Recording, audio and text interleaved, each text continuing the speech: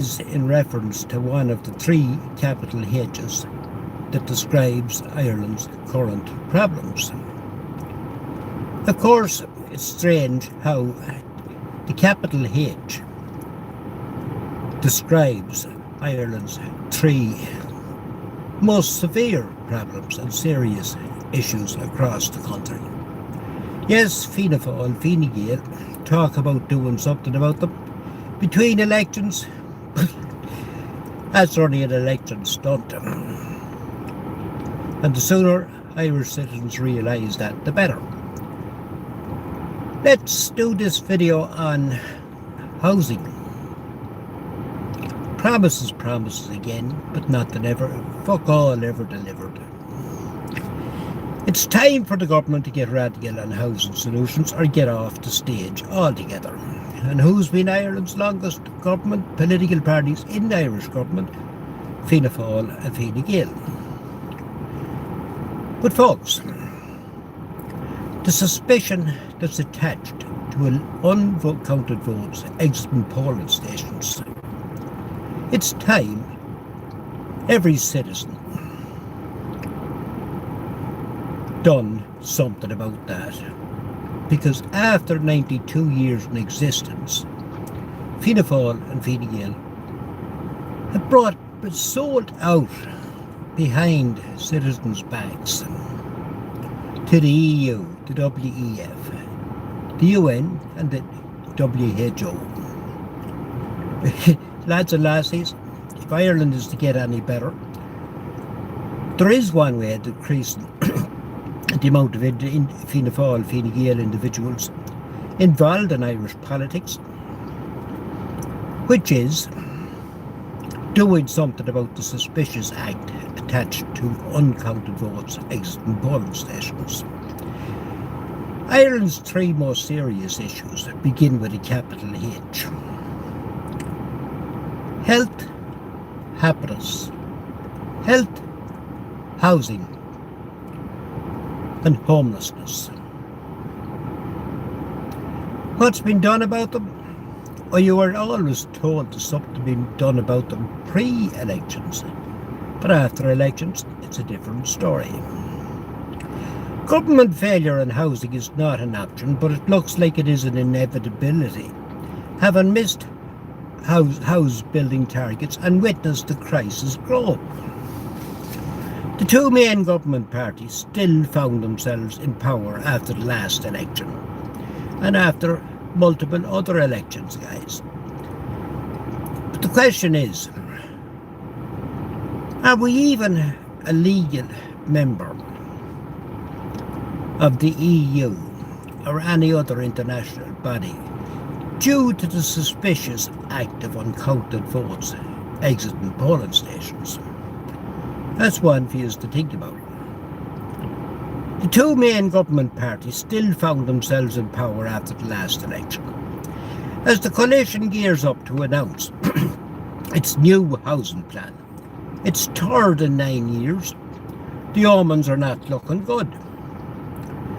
Failure to view the housing crisis as a genuine emergency has stunted the scale of the government's response for many years, and despite the weight of expectation around the new blueprint for housing, a sense of urgency remains sorely lacking.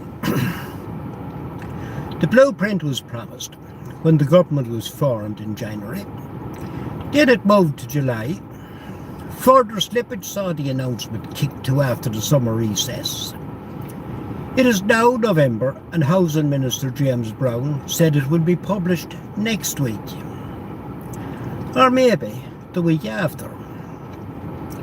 The delays don't inspire confidence about how the new plan could represent a radical approach to tackling one of the most pressing social and economic challenges for our time.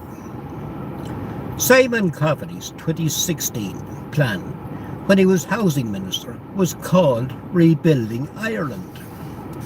But did it ever take off the ground, guys? Rebuilding Ireland. At the time, there was a lack of urgency in the government about tackling the underlying problems that were generating the crisis. When rents rocketed by 30%, as the country recovered from the financial crisis that it's still recovering from, then Finance Minister Michael Noonan said it was due to country people taking up all the new jobs in Dublin as the economy recovered, a good news story. In reality, it was the beginning of a structural problem in housing that now threatens the stability of Ireland's politics, our quality of life, and the future competitiveness of the economy. Mr. Kavanaugh's successor, Eoghan Murphy, in his book Running from Office, which he did, outlined the complete lack of support he received at senior government levels when he tried to push housing up the list of priorities. But folks, there seems to be an overall problem in all government departments. Mr. Murphy explained in his book how the primary focus was on Brexit and that the government was incapable of focusing on two major issues at that level simultaneously. The next blueprint in 2021, Housing for All plan pledged unprecedented amounts of government funding to build houses, especially social and affordable houses, which they're still preaching 4 years later. More houses are being built, but the crisis has got away from the government.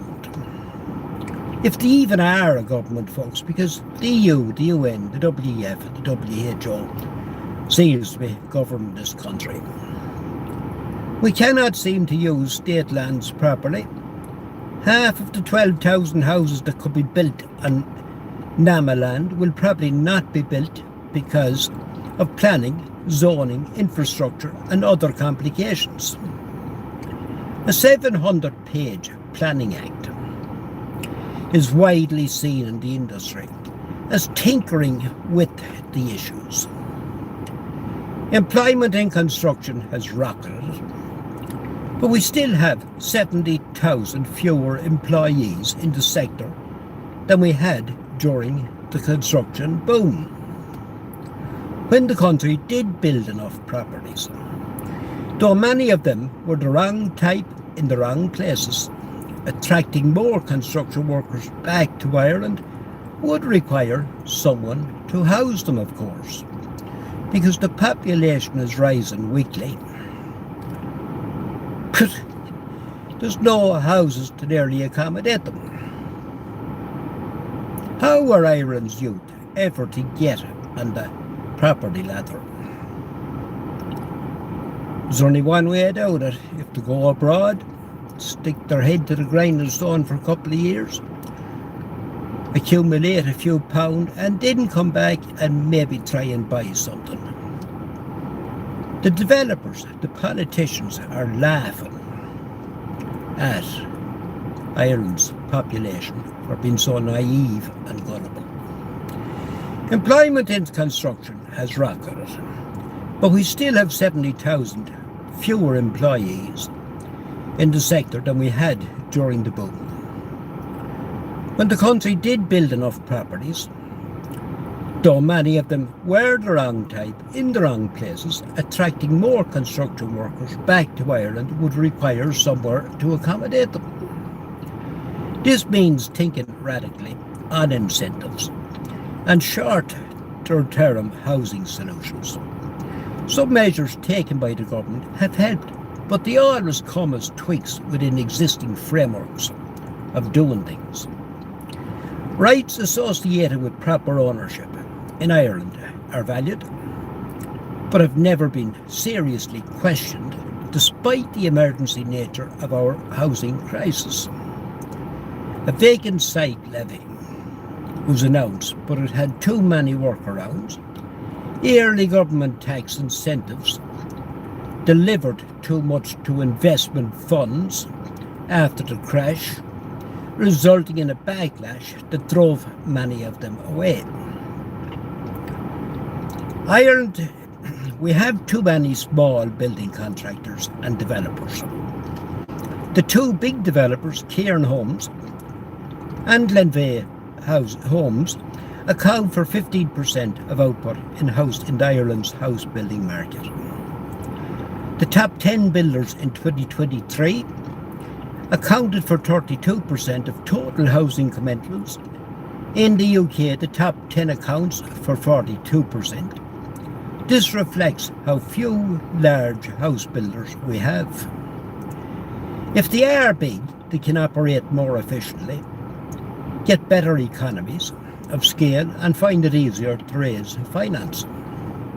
With the exception of Cairn and Glenveagh, nothing significant has happened in ramping up the scale of the sector. As a result, our builders have not been able to adopt more efficient, modern methods of construction that would help to bring down the cost of building. If the government's new plan is to have any chance of succeeding, we must paint an honest picture of what success looks like. What would happen in the housing market if we actually managed to build enough homes for people? Would housing become more affordable by ceasing to increase in value, or by even falling in price? How would government parties cope with a scenario in which homeowners no longer see as much equity in the value of their homes? Would success lead to a serious reduction in social housing waiting lists and an end to homelessness? How probable is that when our population continues to grow and is expected to increase substantially in the coming decades? Would success come from passing referendums on property rights, which might be needed if there was to be a radical overhaul of some of the obstacles to Ireland's house building? We have seen no political appetite to do this. In Denmark, they have a rule that requires vacant residential properties to be available for rent. Would the government be willing to go down that road and take the flight that would come with it? If every radical measure is going to be dragged through the courts, then surely we must look at the underpinning legislation and fix it. Because make no mistake, this is an emergency and has been an emergency for quite a while. Mr. Brown, the Minister for Housing, new plan would have to be something truly extraordinary to deliver a solution to the problems besetting the housing market. Reports have suggested that successful housing measures would still probably take 15 years to actually solve the problems that are there. So now you know how many years you're looking at the problem being solved, if it's ever solved. How many young people will have left by then? How much lost potential will we see as people's lives continue to be stifled by a problem that unfolded slowly and at full view of policymakers, stakeholders and vested interests? We have to ask ourselves, what are we really prepared to do? Folks, I'm 63 years of age. My opinion is, after looking at Ireland over the past number of decades, this country, if there's not a close eye kept on it, will end up just like the countries that most non-EU male immigrants have fled from. Ghettos and shacks will be built around Ireland yet, if Fianna Fáil and Fine Gael and other political parties, including independents, don't get their act together and do something instead of talking about it, because Talking the talk and walking the walk is two different stories, but it's time Ireland's political parties and independents got their act together and done something about housing, because it's a disgrace, along with the other two capital H's, which is health and homelessness. Okay guys, have a good day.